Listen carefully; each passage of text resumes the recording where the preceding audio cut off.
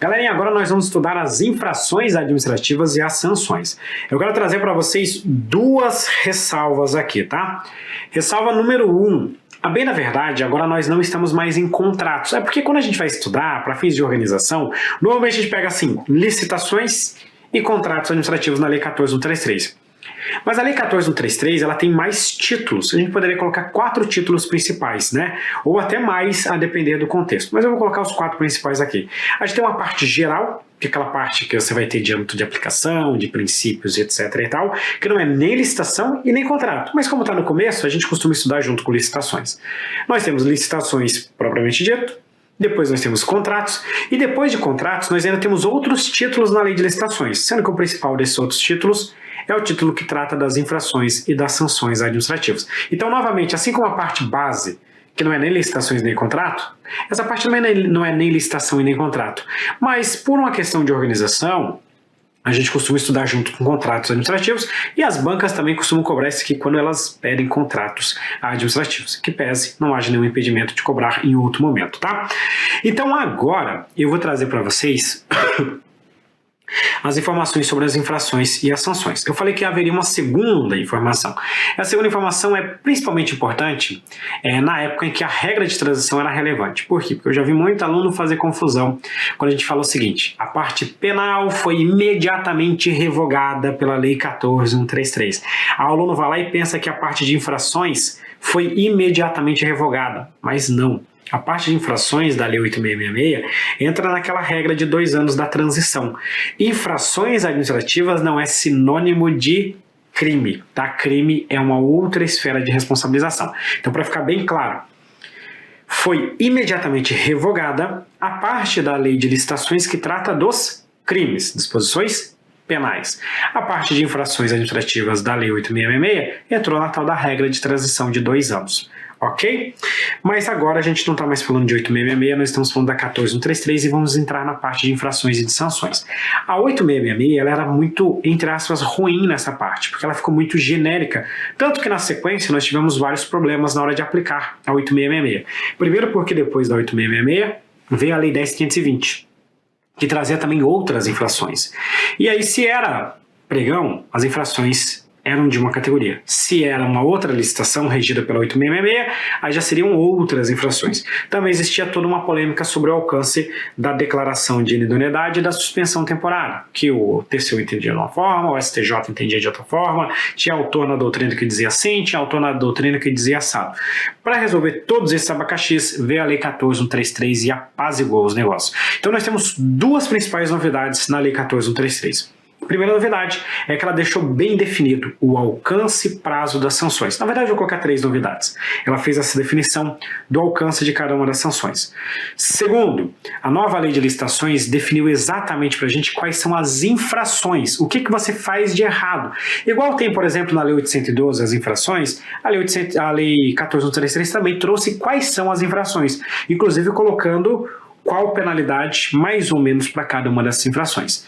E a terceira grande novidade é que a lei de licitações trouxe o procedimento de apuração para fins de responsabilização de quem fez alguma coisa de errado. Então tem muita novidade, muita coisa importante, nós já vamos para o quadro para começar a detalhar isso aqui. Vamos chegar no artigo 155, que é o artigo que tipifica para a gente quais são as infrações. E aí a lei de licitações fala para a gente o seguinte: o licitante ou contratado será responsabilizado administrativamente pelas seguintes infrações. Então a gente tem uma responsabilidade de linha administrativa, na esfera administrativa. Significa dizer que quem aplica essas penalidades é a própria administração pública. A primeira é a infração, digamos assim, mais leve, que é dar causa à inexecução parcial do contrato. Dar causa à inexecução parcial do contrato é a única infração que justifica a aplicação da advertência. A advertência pode ser aplicada nessa hipótese, tá? Nada impede de você aplicar uma infração mais grave, se for o caso, mas a priori aqui você aplica a advertência. O inciso 2 fala o seguinte: dar causa à inexecução parcial do contrato, mas agora nós temos uma qualificante, que cause grave dano à administração, ao funcionamento dos serviços públicos ou ao interesse coletivo. Imagina o seguinte, né? Nós vamos fazer uma obra, tá? Essa obra é para, digamos assim, a construção de um hospital. De repente a empresa vai lá e na hora de concluir lá a obra, ela esqueceu de colocar determinadas muretas e etc e tal em algum ponto. Então foi uma inexecução parcial do contrato. Você pode aplicar uma mera advertência nesse caso. Mas vamos supor que ela esqueceu de colocar essa mureta e por essa falta dessa mureta, determinado produto, alguma coisa acabou escapando, caiu, matou pessoas, prejudicou a prestação do serviço público à população, teve um grave prejuízo à administração por causa disso. Então agora aqui não é uma simples inexecução. É uma inexecução que gerou um grave prejuízo à administração pública, ao interesse coletivo, à prestação de serviço. Agora você já tem algo um pouquinho mais grave e que, consequentemente, vai ensejar uma infração mais grave que nós vamos ver daqui a pouco.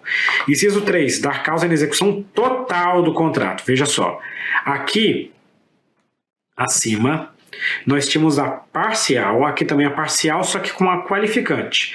E agora aqui embaixo, nós temos a inexecução total do contrato. Ela não executou o contrato. Combinamos a execução do contrato, ela não começou a obra, não fez nada, então isso é uma inexecução total. Não entregou o objeto que foi combinado, etc, etc. Deixar de entregar a documentação exigida para o certame. Não manter a proposta, aí aqui é importante você ficar atento às exceções, salvo em decorrência de fato superveniente devidamente justificado. O que é essa história de não manter a proposta? Ela venceu a licitação, foi convocada. Ela disse que iria fornecer para a gente os mouses ao valor de R$200. Aí no dia em que ela é convocada, ela pega e diz o seguinte, pô, não tem mais como fazer por R$200, porque aumentou o preço, tal. A administração pública vai aplicar uma penalidade, ela tem que manter a proposta. Mas ela mostra pra gente o seguinte, olha, entre a minha proposta e a convocação, nós tivemos aí um aumento no dólar que triplicou. É uma situação excepcional, então é um fato superveniente que pode justificar isso. Mas se não houver essa justificativa, ele vai sofrer a sanção. Detalhe, tá? Você não precisa sair decorando todas as penalidades aqui. Aqui eu estou só dando uma explicada. Quando você tem que decorar, memorizar, eu costumo escrever no quadro. Quando eu só coloco o artigo aqui, é só mais para você entender o assunto, tá? Que é mais ou menos essa nossa ideia. Não celebrar o contrato ou não entregar a documentação exigida para a contratação. Aqui era para o certame, agora aqui já é para a contratação, quando convocado dentro do prazo de validade da sua proposta. Importante isso aqui, tá? Se ele é convocado dentro do prazo de validade da proposta. A própria lei de licitações fala que o edital de licitação vai estabelecer o prazo de validade da proposta. Se ele é convocado após o prazo de validade, ele pode até fornecer, mas ele não é mais obrigado. Agora, se ele é convocado dentro do prazo de validade, ele tem que manter a proposta, se ele não comparecer para assinar o contrato ou entregar a documentação para isso, ele sofre as penalidades devidas. Inciso 7. Ensejar o retardamento da execução ou entrega do objeto da licitação sem motivo justificado.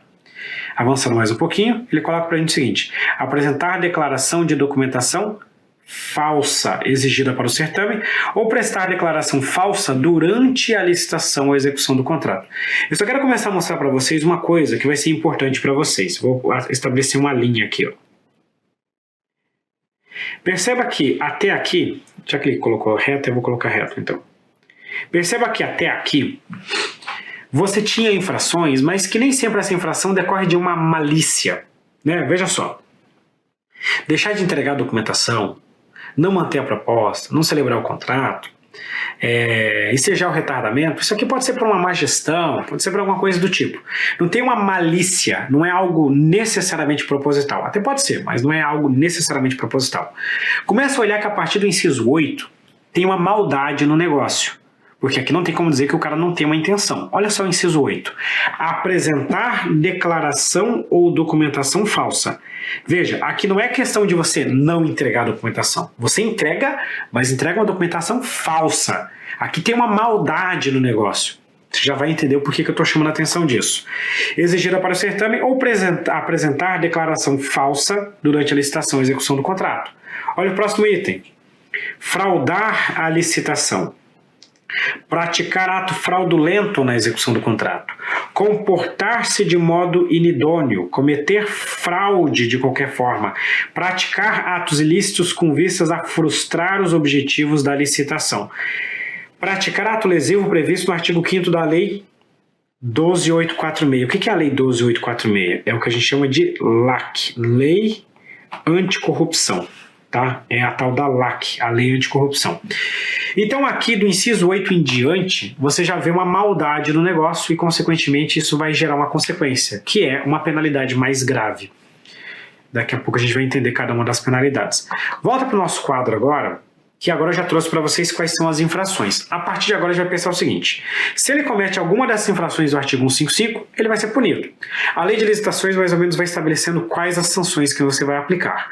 Existem 4 penalidades na lei de licitações. Então anota aí comigo, estamos falando aqui das sanções. Quais são as sanções previstas na lei de licitações? São 4 sanções. Primeira sanção é a advertência. Pessoal, a advertência é uma, vamos dizer assim, puxada de orelha. Você chega pro cara e fala o seguinte: ô filho, você inexecutou parte do nosso contrato. Preciso que você corrija isso. Você aplica uma advertência. A multa é uma penalidade mais genérica, inclusive pode ser aplicada por qualquer infração. Depois a gente explica um pouquinho melhor a multa. E agora nós chegamos às 2 penalidades mais graves. Nós temos o tal do impedimento de licitar e de contratar. Eu só vou colocar assim, ó, impedimento. Mas o nome é impedimento de licitar e de contratar com o poder público. E por fim, a declaração de inidoneidade. A declaração de inidoneidade é a nossa penalidade mais grave, que vai se aplicar quando você cometer aquelas infrações de nível mais elevado, né? Então, declaração de inidoneidade, depois você vai entender, inclusive, quais são as consequências e por que essa penalidade aqui acaba sendo declaração de inidoneidade. Deixa eu só escrever aqui. Fechou. Então, são 4 penalidades: advertência, multa, impedimento de licitar e de contratar e a declaração de inidoneidade. Vou começar a falar de cada uma dessas penalidades. A primeira penalidade que eu vou colocar aqui para vocês, penalidade número 1, é o que nós denominamos de volta para cá, volta para cá, volta para cá, aqui. É o que nós denominamos de advertência, tá? Vamos pensar o seguinte: cheguei para os meus filhos e falei para eles o seguinte: ó, aqui em casa eu só admito nota alta. Só nota alta. Falei para eles, ó, o seguinte, tem que ser papirão. Tem que estudar e acertar bem nas provas. Aí meus filhos estavam indo bem, 9,5, 10, 9,8, estrela, não sei o que lá, aquela coisa toda. Chegou determinada matéria, ele tirou um 7,8. Cara, 7,8 é uma nota ruim? Depende, não é tão ruim assim. Aí eu cheguei e falei para ele o seguinte: olha, eu não vou te aplicar a penalidade mais grave, que é a proibição de jogar videogame nos finais de semana. Essa é a pena mais grave que tem aqui em casa. Se não vou aplicar a proibição de jogar videogame, mas você está sendo advertido. Se continuar dessa forma, se cair um pouquinho mais, aí o negócio pode ficar um pouquinho mais grave. Então aqui é só uma chamada de atenção. A mesma coisa acontece durante um contrato administrativo, você pode aplicar a advertência. A advertência, então, ela é aplicada em uma única infração, que é a tal da inexecução parcial do contrato. Não é aquela inexecução parcial qualificada, é inexecução parcial simples. Só que mesmo assim a lei de licitações coloca uma informação para a gente, tá? E isso é comum para basicamente todas as penalidades. Sempre ela vai definir qual que é a infração principal, a infração natural, mas ela coloca sempre uma observação assim, ó: quando não justificar uma pena mais grave. Então, pela inexecução parcial, você aplica a advertência. Quando essa infração aqui não justificar a aplicação de uma pena mais grave. Se ela justificar a aplicação de uma pena mais grave, aí eventualmente você pode aplicar até uma pena mais grave, desde que haja justificativa para isso. A advertência é tranquilo, não tem muito detalhe para trazer. Agora o que tem bastante detalhe é a multa. Tá? A multa, ela tem algumas observações interessantes aqui. Então, coloca aí multa. Professor, o que é multa? Multa é o que a gente chama de penalidade pecuniária, né? Multa é um valor em dinheiro que você vai ter que pagar em virtude da infração, que a empresa vai ter que pagar. A lei de licitações, ela basicamente divide a multa em duas categorias, tá? Ela nem chega a falar disso aqui tão literalmente quanto a antiga lei de licitações fazia. Mas ainda assim, nós podemos dizer que existe a multa de natureza compensatória. Tá, e só uma observação, tá? Se a questão de prova não te falar qual que é a multa, provavelmente é a compensatória. Ela não precisa falar, ó, multa compensatória, ela pode falar só multa. Então provavelmente vai ser a multa compensatória. E quando você aplica a multa compensatória? Você aplica essa multa por qualquer infração administrativa. Qualquer infração do artigo 155 justifica a aplicação da multa. E eu vou colocar mais uma informação para vocês, tá? A multa é a única penalidade que pode ser cumulada com as demais. Pode ser cumulada com as demais penalidades. Então, na prática, você pode fazer o seguinte: eu posso aplicar a advertência e a multa, o impedimento e a multa, a declaração de inidoneidade e a multa. A multa pode combinar com quaisquer das outras infrações, porém, as demais não podem ser acumuladas entre si. A advertência não pode ser aplicada com impedimento. O impedimento não pode ser aplicado com a declaração de inidoneidade. Agora, a multa pode ser aplicada com essa, ou com essa, ou com essa. Ela é a única que admite acumulação com as demais. Guarde essa informação. Outro ponto que você tem que guardar sobre a multa. A multa, qual que é o valor que vai ser aplicado? Esse valor da multa é definido, né? A forma de cálculo, vamos colocar assim, a multa é calculada com base em regras definidas tanto no edital de licitação, o edital define, ó, como é que vai ser a multa aqui, nós vamos calcular ela nesses termos, e também no próprio contrato administrativo. Então o edital e o contrato vão trazer as regras para que você possa fazer o cálculo da multa. E o outro ponto é que a própria lei de licitações já nos define uma baliza. A multa ela pode variar de 0,5% até 30%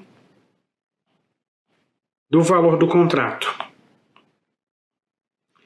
Então a multa é calculada conforme o montante que envolva o contrato administrativo, variando de 0,5% até 30% do valor desse contrato, tá? Então nós trouxemos aqui as principais informações. Qualquer infração justifica a aplicação da tal da multa compensatória, ela pode ser acumulada com as demais, ela é calculada na forma do edital do contrato e o valor varia de 0,5% a 30%. Mas por que eu falei para vocês que existem duas categorias de multa? Existe uma outra multa, que é a tal da multa demora.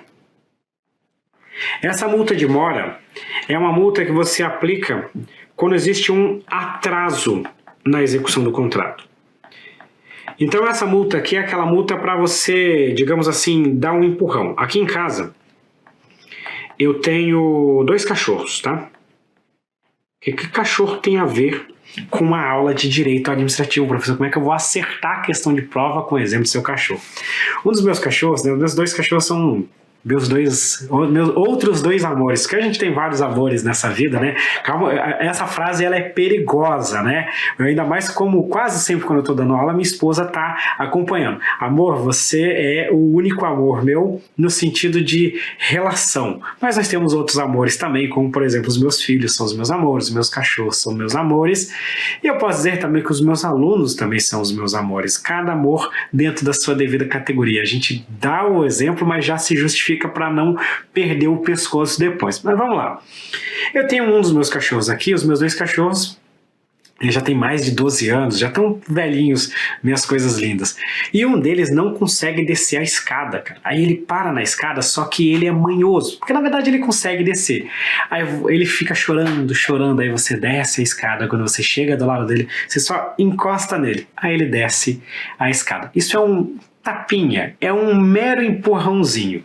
Às vezes algumas empresas estão executando lá o contrato, mas elas não estão dando a devida atenção, não estão se preocupando como deveriam se preocupar, e a administração pública vai lá e aplica a tal da multa de mora, que é só um tapinha, um empurrãozinho, tipo assim: ô meu amigo, vamos acelerar esse contrato aí, senão o negócio vai ficar ruim para você. Então é para isso que você aplica a multa de mora, para fazer a pessoa agilizar, porque ela está atrasando, ela está demorando demais, e eu quero que ela cumpra o contrato dentro dos prazos devidos, tá? O tal do atraso injustificado.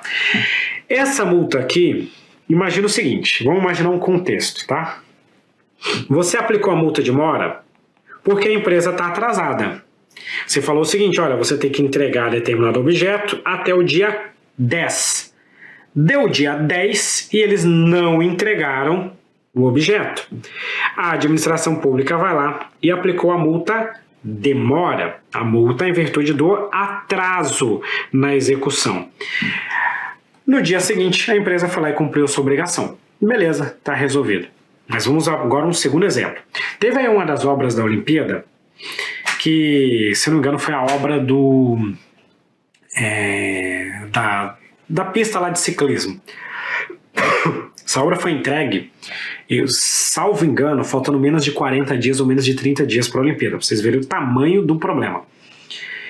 Você contratou uma empresa, a administração pública contratou uma empresa e foi lá e foi cobrando dessa empresa. Aí foi lá e aplicou uma multa de mora porque ela estava atrasada. Mesmo com a aplicação da multa de mora, a empresa continuou atrasando até o ponto que a administração pública percebeu: olha, não adianta, essa empresa aqui ela não vai entregar o objeto no prazo. O que a administração fez? Fez a extinção do contrato e contratou uma outra empresa. Só que não é só extinguir o contrato assim. Aquela empresa que atrasou, ela tem que sofrer alguma penalidade mais grave. Então, eventualmente, você aplica uma multa de mora e a empresa vai lá e acaba cumprindo com as suas obrigações. Mas se ela não cumprir, você pode converter essa multa de mora na outra multa, que é a tal da multa compensatória. Eu vou lá e falo o seguinte: olha, multa de mora para essa empresa aqui não adianta, vamos aplicar a multa compensatória, isso sem prejuízo de, eventualmente, você fazer a extinção do contrato. Então, ó, não adianta mais continuar com essa empresa, já apliquei multa, já fiz tudo que podia dar, mas ela continua não cumprindo com as suas obrigações. Então, sem prejuízo da aplicação das demais sanções, por exemplo, um impedimento, ou uma declaração de inidoneidade, se for o caso, eu posso fazer a conversão dessa daqui nas demais, na multa compensatória, e também sem prejuízo da própria extinção do contrato, né? Não adianta continuar com uma empresa que você já vê que não vai cumprir o contrato da forma como estava cumprindo. Então você aplica a multa de mora como uma tentativa, se não der certo, aplica, converte ela em multa compensatória, aplica outras penalidades e faz a extinção do contrato. Pode ser essa uma das medidas que nós vamos adotar. Beleza, superamos a multa e agora nós vamos tratar de outras duas sanções. Tá? O primeiro ponto que eu quero trazer para vocês aqui é o seguinte, tá? Porque eu já vi muito aluno fazendo confusão. Na antiga lei de licitações, nós tínhamos também mais duas penalidades. Você tinha a advertência, a multa, e agora presta atenção. Advertência, multa, suspensão temporária e declaração de inidoneidade. Deixa eu agora voltar para a atual lei de licitações. Advertência, multa, impedimento de licitar e de contratar. Eu estou com a pulga atrás da orelha e para isso aqui ficar mais completo eu vou escrever: impedimento de licitar ou de contratar e a declaração de inidoneidade. Por que eu estou chamando a atenção aqui de vocês? Porque às vezes o aluno não percebe que a nova lei de licitações mudou o nome. Impedimento existia na lei do pregão, mas não tinha na 8666. Pegaram da lei do pregão o termo impedimento e colocaram na nova lei de licitações e deixaram de utilizar a expressão suspensão temporária. Por que isso é importante? Vamos supor que algum dia você se depare com uma questão discursiva, por exemplo. A questão pede para você comparar as sanções da antiga lei com a da nova lei. Se você não percebe que agora é outra penalidade, às vezes o aluno fala, na antiga lei a suspensão tinha, o impedimento tinha esse alcance, na nova tem esse outro alcance. Calma, na 8666 não tinha impedimento, tinha impedimento no pregão, não na 8666, tá? Então são coisas diferentes que nós temos aqui. Além de trocar o nome, a nova lei de licitações define os detalhes das duas penalidades, do impedimento e da declaração de inidoneidade, tá? Então vamos tratar do impedimento. Primeiro ponto, o que o impedimento de licitar e de contratar faz? Ele impede, por isso que o nome é impedimento, impede a empresa de participar de licitações, então essa empresa não vai poder licitar, e também impede a empresa de contratar. Por isso que a gente chama de impedimento de licitar e de contratar. Mas essa primeira parte, as duas sanções fazem a mesma coisa. Então aqui não tem uma diferença entre as duas sanções até agora. A diferença vai começar a valer quando a gente trata do âmbito de aplicação. Professor, como assim âmbito de aplicação? Pensa comigo no seguinte exemplo, tá? Nós tivemos uma empresa que cometeu uma infração. Essa infração aconteceu numa licitação no município de Blumenau, que é onde eu estou morando, aqui no município de Blumenau. O município de Blumenau concedeu contraditória pela defesa, conforme previsto em lei, e aplicou a pena de impedimento de licitar.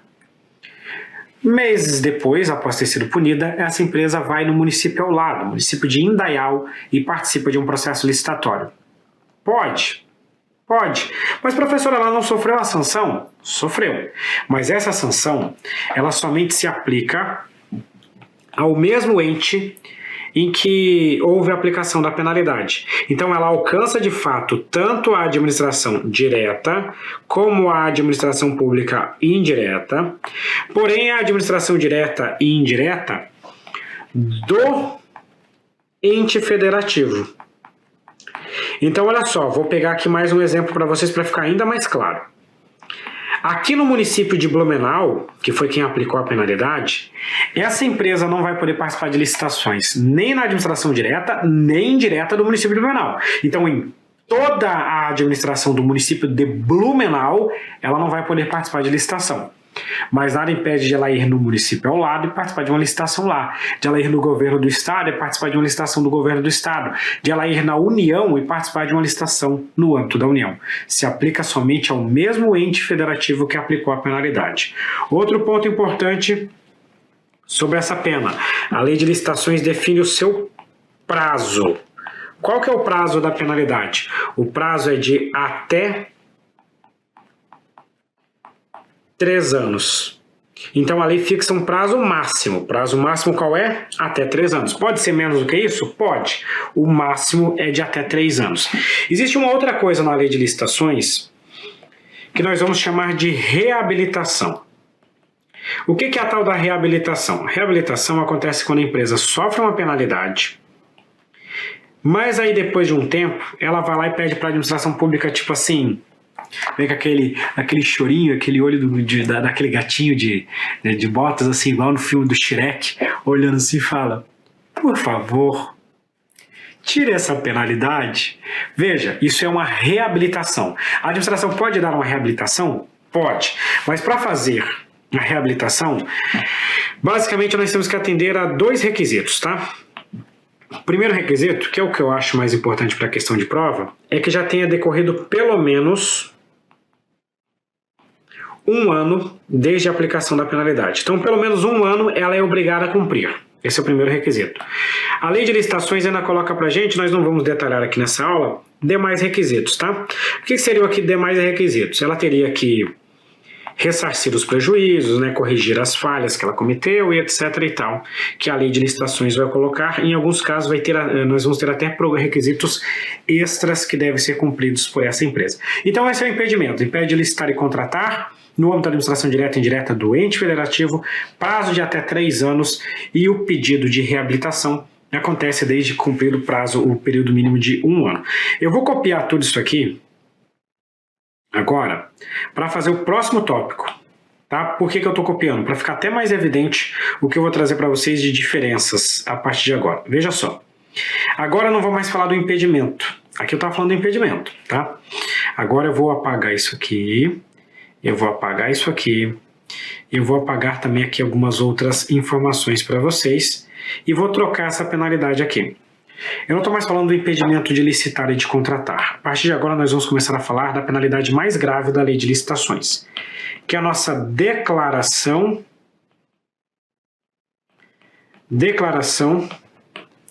de inidoneidade.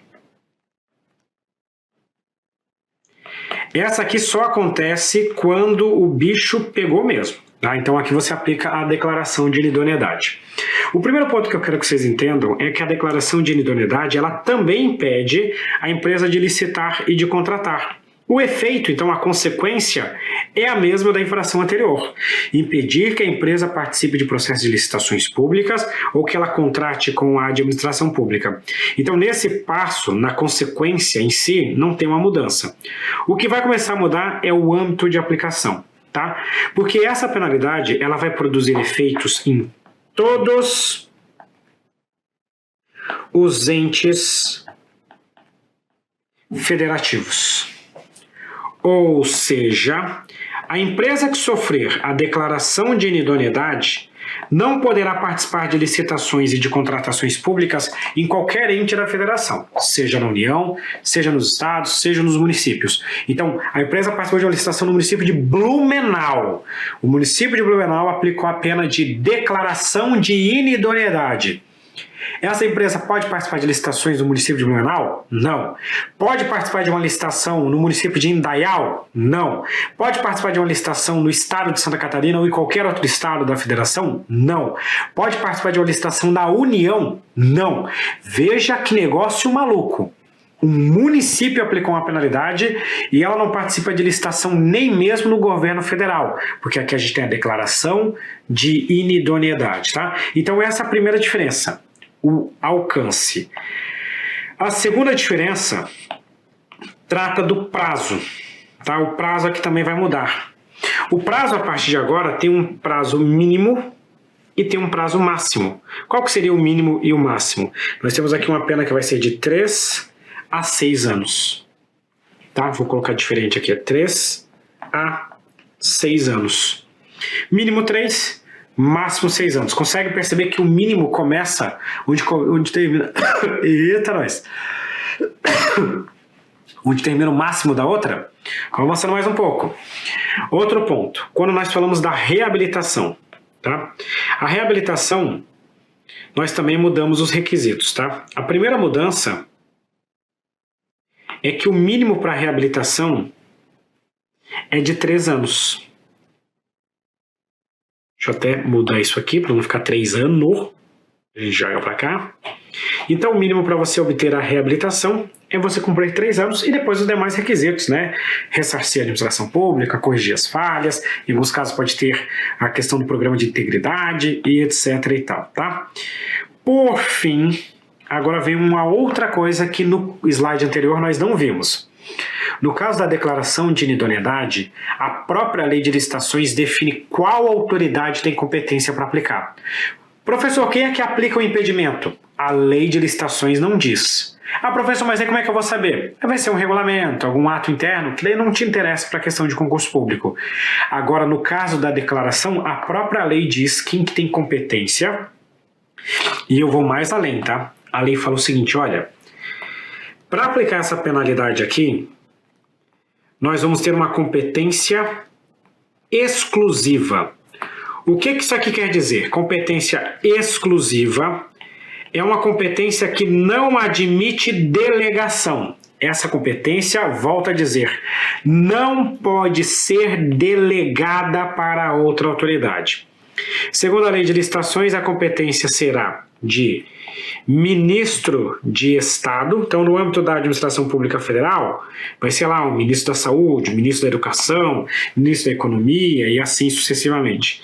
E no âmbito dos estados e dos municípios, serão os secretários estaduais ou municipais, conforme cada um dos casos, ou distritais no caso do Distrito Federal.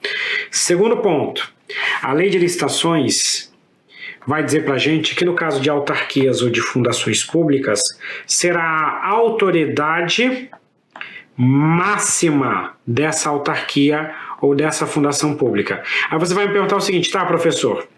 Na administração direta é ministro de Estado ou secretário estadual ou municipal. Nas autarquias e nas fundações públicas são as autoridades máximas, né, os dirigentes das autarquias ou das fundações públicas. E aí você vai pegar e perguntar, tá, e se for empresa pública e sociedade de economia mista? Aí eu te lembro, pessoal, essa lei não é direcionada para empresa pública e sociedade de economia mista. Por isso que, obviamente, que ela não vai falar de empresa pública e de sociedade de economia mista, porque daí é outra lei, é a Lei 13.303, que teria que tratar do assunto, das suas penalidades, etc. e tal. Tá, e se for num outro poder? Se for no poder legislativo, se for no judiciário, etc. e tal. A lei de licitações fala que serão as autoridades equivalentes nos demais poderes. Então, por exemplo, no Tribunal de Contas da União, os atos internos do TCU vão definir quais seriam as autoridades equivalentes. Se for no judiciário, a mesma coisa. Se for no legislativo, mesma coisa. Então, a própria lei de licitações define a competência exclusiva para a aplicação da declaração de inidoneidade. Seria mais uma diferença marcante aqui. Lembrando que a competência exclusiva, consequentemente, não pode ser delegada. Ufa, quase chegando no final da nossa aula, nós vamos tratar aqui basicamente de quais infrações que justificam quais penalidades. E eu mais ou menos já expliquei para vocês isso. Novamente, não é aqui para você decorar, eu quero mais é que você entenda esse assunto, por isso que eu já vou colocar direto no quadro. No caso da advertência, é quando a empresa der causa em execução parcial, em execução simples. E nesse caso, você, se não justificar a aplicação de uma pena mais grave. Se isso aqui justificar uma pena mais grave, você aplica a pena mais grave. Então esse é o caso da advertência. A multa, que é de 0,5% a 30% do valor do contrato, pode ser por qualquer infração administrativa. Não importa qual, as infrações definidas no artigo 155. O impedimento de licitar e contratar, que vale no ente federativo pelo prazo de até 3 anos, ele vai se aplicar nessas hipóteses, do inciso 2 ao inciso 7. Inciso 2 começa com dar causa em execução parcial, que enseja algum grave dano para a administração pública, e na execução total, deixar de entregar a documentação exigida, não manter a proposta, não celebrar o contrato ou não apresentar a documentação exigida, se foi convocado dentro do prazo de validade, ou ensejar o retardamento da execução ou entrega do objeto sem motivo justificado. Isso quando qualquer dessa infração não justificar a imposição de uma pena ainda mais grave. E por fim, a declaração de inidoneidade para licitar ou contratar vale para todos os entes federativos pelo prazo de 3 a 6 anos. E aqui nós vamos ter quando apresentar declaração ou documentação falsa, fraudar a licitação ou praticar ato fraudulento, comportar-se de modo inidôneo, praticar atos ilícitos para frustrar os objetivos da lei de licitação ou praticar atos previstos na lei anticorrupção. Olha só, ao invés de você ficar decorando, olha para a natureza das infrações. Eu comentei com vocês.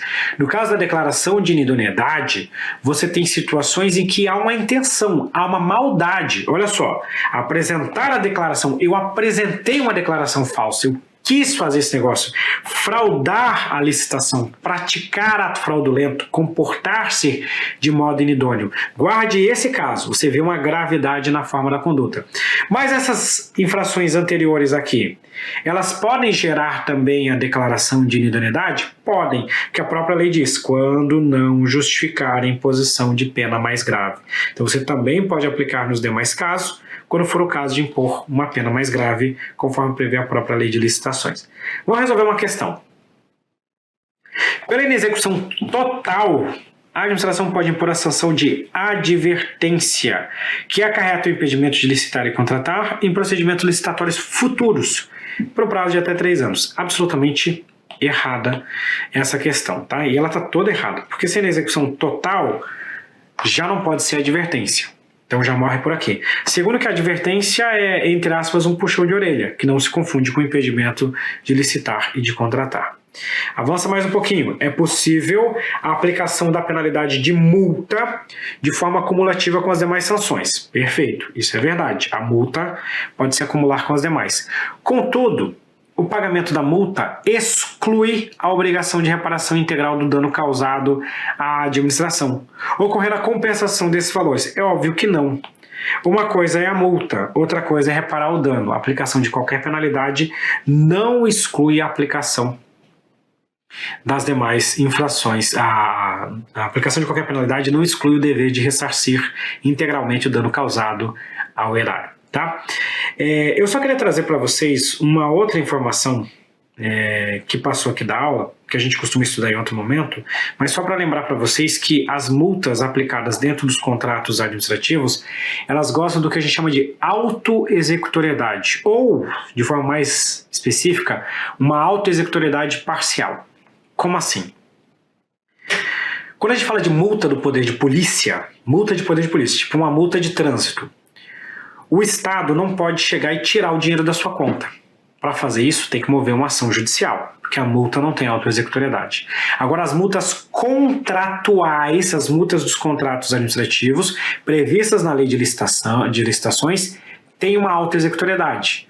Não integral, mas tem uma autoexecutoriedade. O que isso quer dizer? Quando a administração aplica a multa, ela pode diretamente descontar o valor dessa multa daquilo que ela teria que te pagar ou, se for o caso, das garantias contratuais. Por exemplo, a empresa fez a metade da obra, ela teria que receber o valor da metade dessa obra. Eu apliquei uma multa, antes de te pagar, eu já desconto o valor da multa. A própria administração executa a multa.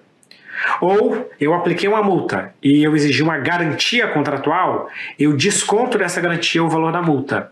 Então, as multas contratuais gozam de autoexecutoriedade. Por que eu falei que ela é parcial? Talvez a questão de prova nem fale esse parcial, mas se falar, por que é parcial? Porque eu posso executar a multa até o limite do que eu estou te devendo e até o limite da garantia. Se a multa superar o valor do que eu estou te devendo e da garantia, aí esse excedente, aí eu tenho que cobrar judicialmente. O que exceder esse valor não terá autoexecutoriedade. Ok? Superado isso, nós voltamos para cá e dessa forma terminamos esse bloco sobre as sanções contratuais. Muito obrigado, um grande abraço e até a próxima. Valeu!